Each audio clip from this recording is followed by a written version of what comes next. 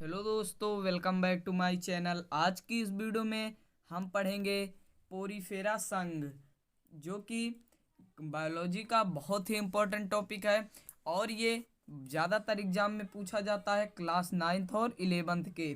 तो इस वीडियो में जानेंगे पोरीफेरा के संघ के जीवों के बारे में, उनके लक्षणों के बारे में, इसमें कौन से लक्षण पाए जाते हैं, जीवों की आकृतियों के बारे में, संरचना के बारे में पूरी जानकारी आज की इस वीडियो में ये पोरीफेरा की लेंगे। तो पोरीफेरा क्या है, सबसे पहले ये बात कर लेते हैं। तो इसे अगर अंग्रेजी में लिखना चाहें तो फाइलम पोरीफेरा, और अंग्रेजी की स्पेलिंग कभी गलत नहीं होनी चाहिए, ये ध्यान रख के हम लिखेंगे। तो पोरीफेरा की अंग्रेजी आपके सामने लिखी हुई है।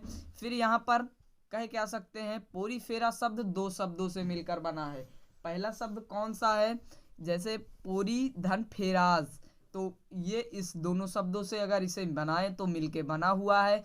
तो जिसका मतलब होता है छिद्रयुक्त जंतु, मतलब ऐसे जीव जिनके शरीर पर छिद्र पाए जाते हैं। जैसे मैं आपको एक एग्जांपल के तौर पे एक आकृति दिखा देता हूँ। यहाँ पर मैंने साइकॉन का फिगर ड्रा किया हुआ है। तो यहाँ पर देख सकते हैं छोटे छोटे जो छिद्र पाए जा रहे हैं, इन्हें ऑस्ट्रिया कहते हैं, और ये छिद्र पाए जाते हैं। और एक होता है ऑस्कुलम, जिनके द्वारा अवशोषण और उत्सर्जन होता है। तो यहाँ पर ये छिद्रों की बात हो गई। अब बात करते हैं इसके लक्षणों के बारे में। तो लक्षण इसके क्या क्या हो सकते हैं। ये जीव प्रायः इनका पहले निवास स्थान देख लेते हैं। ये जीव प्रायः पत्थरों में, शिलाओं में, अन्य जंतुओं के खोलों में, लकड़ी के लट्ठों में, लट्ठों मतलब जैसे कोई लकड़ी पुरानी पड़ी हुई है तो वहाँ पर मिल सकते हैं, समुद्रों में, तालाबों में, नमी वाले स्थानों पर मिलते हैं। मतलब ये लवणीय जल में भी मिल सकते हैं। अलवणीय जल मतलब समुद्रों, नदियों, तालाबों, झीलों, झरनों आदि सभी स्थानों पर शिलाओं में मिल सकते हैं। शिलाओं मतलब पत्थरों, जो बड़ी बड़ी शिलाएं होती हैं, पत्थरों में मिल सकते हैं। अन्य जंतुओं के खोलों में मिल सकते हैं। तो नमी वाले स्थान, जैसे जहाँ पर नमी बहुत ज़्यादा होती है, वहाँ पर भी ये मिल सकते हैं।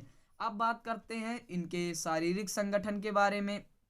तो इनका शारीरिक संगठन कैसा होता है, तो क्या है, इस संघ के जीव ऊतक रहित होते हैं, प्रचलन क्षमता विहीन होते हैं, बहुकोशिकीय संघजीवी जंतु हैं, जिन्हें हम प्रायः स्पंज कहते हैं।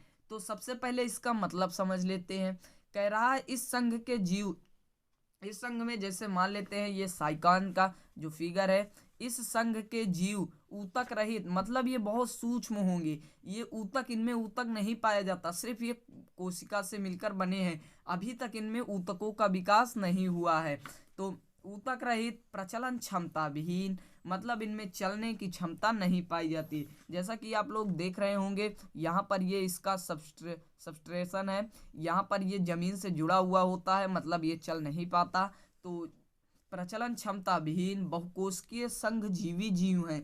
तो मतलब संघजीवी साथ साथ बहुत सारे झुंडों में जी रहते हैं, जिन्हें हम प्रायः स्पंज कहते हैं। मतलब जो ऊतक संघजीवी होते हैं, बहुकोशिकीय होते हैं, ऊतक रहित होते हैं, उन्हें स्पंज कह सकते हैं। फिर इनका अगला लक्षण है, इनका शरीर विभिन्न रंगों में विभक्त होता है। तो अगर आप इसकी आकृति कलर में देखेंगे तो बहुत सारे कलर में हो सकते हैं, लाल, पीले, नारंगी, ये काले, बैगनी वगैरह वगैरह, बहुत सारे रंगों में ये मिल सकते हैं। तो हरे में भी ज़्यादातर ये हरे में मिलते हैं। उसके बाद इसका अगला लक्षण है, शारीरिक संगठन प्रायः कोशिकीय स्तर का होता है, मतलब अभी इनमें ऊतकों का विकास नहीं हुआ, ये भी आप लिख सकते हैं। तो फिर इनका अगला लक्षण है, देह गुहा, तंत्रिका तंत्र, मस्तिष्क तथा अन्य महत्वपूर्ण अंगक अनुपस्थित रहते हैं। देह गुहा मतलब जो देह में पाई जाती हैं गुहाएं, जिनमें से छिद्र होती हैं। तंत्रिका तंत्र मतलब संवेदी जो अंग होते हैं, तंत्रिका तंत्र। मस्तिष्क, ब्रेन तथा अन्य जो महत्वपूर्ण अंगक हैं, मतलब जैसे हार्ट हो गया, वृक्क हो गया, किडनी, फेफड़े, ये सब अनुपस्थित रहते हैं। जनन प्रायः अलैंगिक होता है, मतलब जीव द्विलिंगी होंगे, तो जनन यहाँ पर अलैंगिक हो रहा है। कुछ जीवों में पुनरुद्भवन की अभूतपूर्व क्षमता पाई जाती है। अब बात करते हैं ये पुनरुद्भवन क्या है, रीजेनरेशन। तो पुनरुद्भवन को कह सकते हैं, तो पुनरुद्भवन के लिए सबसे पहले हमें एक फिगर देख लेना होगा। जैसे मान लेते हैं इसे संघ का जीव लेते हैं, ये हाइड्रा है, तो सॉरी ये साइकान है। साइकान में क्या कर, जैसे इसमें अगर इसे यहाँ से काट दें तो यहाँ पर ये फिर से उग जाए, बहुत ही जल्द अभूतपूर्व क्षमता पाई जाती है।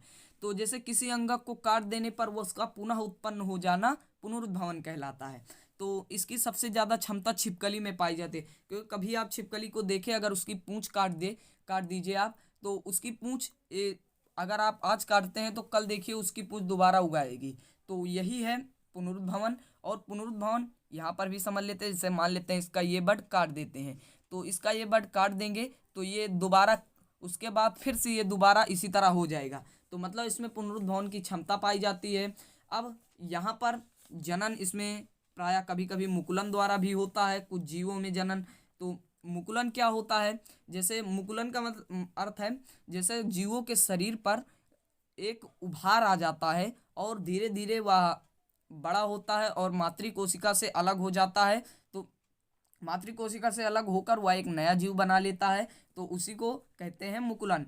तो मुकुलन यहाँ पर किस प्रकार का होगा, जैसे आप देख रहे हैं यहाँ पर एक मुकुल निकला, इस मातृ कोशिका से एक मुकुल निकला, और जब ये यहाँ से अलग हो, धीरे धीरे यहाँ पर इतना जब बड़ा हो जाएगा तो ये धीरे धीरे इससे अलग हो जाएगा, मतलब यहाँ से इससे अलग हो जाएगा। अलग होने के बाद ये फिर एक नया पौधा बना लेगा। इसी प्रकार बहुत सारे मुकुल इसमें निकलते हैं और इसी प्रकार जीवों की उत्पत्ति होती है। फिर कह रहा है शरीर द्विस्तरीय अरीय सममिति का होता है। द्विस्तरीय तो मान लेते हैं इनका जो आवरण होता है वो उसमें दोहरा आवरण पाया जाता है इनके। जैसे मान लेते हैं इनका जो ये शरीर है, यहाँ पर ये इसमें जो ये होगा ये दो आवरण होंगे इसमें। तो यही कह रहा है कि जनन इसमें शरीर द्विस्तरीय अरीय सममिति। अब बात करते हैं अरीय सममिति क्या है। तो अरीय सममिति जैसे मान लेते हैं हाइड्रा है, तो सॉरी साइकान है, तो यहाँ पर अरीय सममिति कुछ इस प्रकार की होगी, रेडियल सिमेट्री। यहाँ पर जब इस प्रकार के जीवों को कट करेंगे तो इसे अरीय सममिति कहते हैं। अब द्विपार्श्विक सममिति जैसे मान लेते हैं एक ह्यूमन है, यहाँ पर एक ह्यूमन है मान लेते हैं, इसको जब एक ऐसे काट दें इसके पेट से होते हुए, तो यहाँ पर ये द्विपार्श्विक सममिति मतलब इसे काट देने पर या दो भागों में बराबर बढ़ जाए तो उसे अरीय सममिति कहते हैं। तो सॉरी उसे द्विपार्श्विक सममिति। और जो इस प्रकार का कट करेंगे कुछ इस गुणे के निशान का, इसे कहते हैं अरीय सममिति। तो बात हो गई यहाँ पर अरीय सममिति की।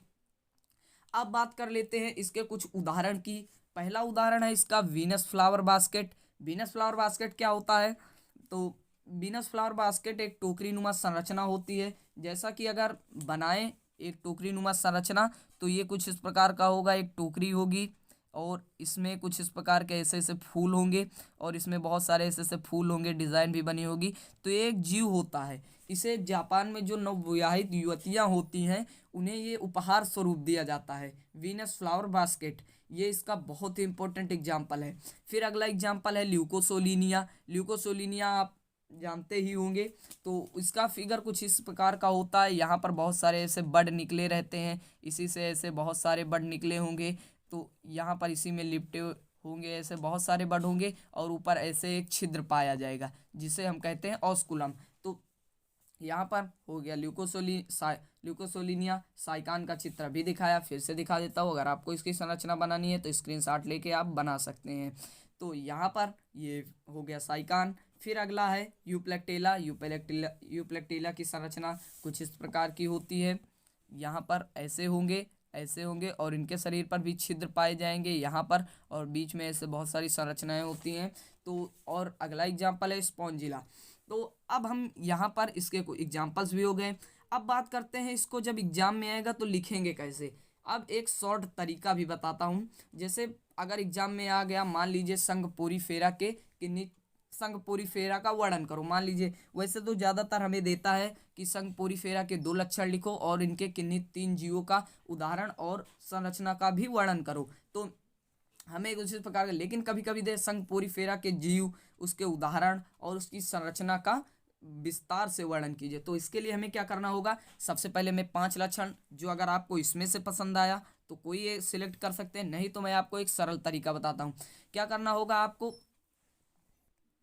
तो पहला निवास स्थान लिखेंगे, इनका निवास स्थान आप ऐसे लिख दीजिए, क्योंकि ज़्यादातर जीव हर जगह व्याप्त रहते हैं, सिर्फ मैमल्स को छोड़कर। मैमल्स पानी में नहीं रहते और ज़्यादातर सभी जीव पानी में रहते हैं। तो एक ये निवास स्थान हो जाएगा। जनन, जनन प्राय लैंगिक, लैंगिक या कायिक हो सकता है। कायिक तो यहाँ पर नहीं होगा, लैंगिक या लैंगिक ही होगा। फिर उसके बाद बात कर लेते हैं इनके शारीरिक संगठन के बारे में, क्योंकि इसके बाद यहाँ तक तो संघ पोरीफेरा में सिर्फ कोशिकीय स्तर का था, बाकी सब में उत्कीय स्तर का हो जाएगा। फिर इसके सम्मित की बात कर लेते हैं, फिर इनके अंगक उपस्थित है या नहीं है इसकी भी बात कर लेंगे। फिर उसका कोई एक विशेष गुण लिख दीजिए, इसका गुण कौन सा है। जैसे मैमल्स में सभी अंगक उपस्थित हैं, लिख दीजिए संवेदी क्रियाएं अनुपस्थित रहती हैं, प्रचलन होता है कि नहीं होता, ये सब लिख के आप यहाँ पर 5 लक्षण बना सकते हैं आप। बहुत ही सिंपल है। तो यहाँ पर संघ पोरीफेरा समझ गए। अगली वीडियो में हम संघ निडेरिया की बात करेंगे और उसके आगे फिर सारे संघों की बात हम करेंगे। तो यहाँ पर आज की वीडियो में इतना ही। तो वीडियो पसंद आया तो वीडियो को लाइक कर देना, और ऐसे ही इंटरेस्टिंग वीडियो के लिए हमारे चैनल को सब्सक्राइब कीजिएगा। और कमेंट बॉक्स में भी बताना वीडियो कैसा था, संघ पोरीफेरा समझ में आया कि नहीं आया, ये ज़रूर बताइएगा। तो मिलते हैं अगले वीडियो में अगले नए संघ के साथ, अगले नए टॉपिक के साथ। तब तक के लिए बाय बाय।